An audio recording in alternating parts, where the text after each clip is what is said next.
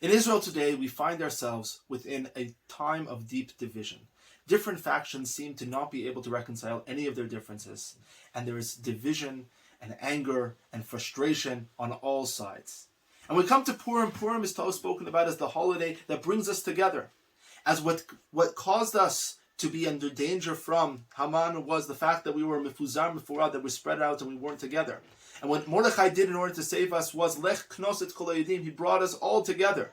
And so to find that achdut, to find that togetherness, is something that we need to do during this very difficult time as we come into the simcha of Purim. How do you find achdut? Where does achdut come from?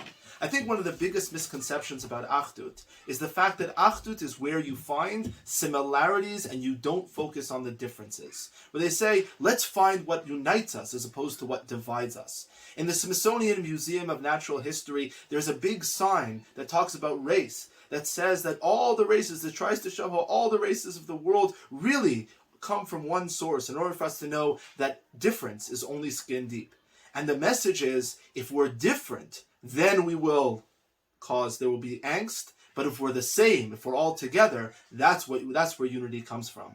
However, the truth is, as we go through the Torah, we see that much of the tragedy that comes from people fighting with each other are amongst brothers. It's not necessarily a lack of difference that brings us together, but difference is something that we shouldn't use as a reason to separate us, but rather a reason to unify us. The Maharal Prague says that Achdut, Echad, is made up of 13. Echad, Gematria is 13 because there are 13 Shvatim. Each Shevet is different in its own way, and that's what brings us together. When we see 600,000 Jews together, the bracha that we make is Baruch HaCham HaRazim, and the Gemara tells us why do we make that bracha? Because everybody is different.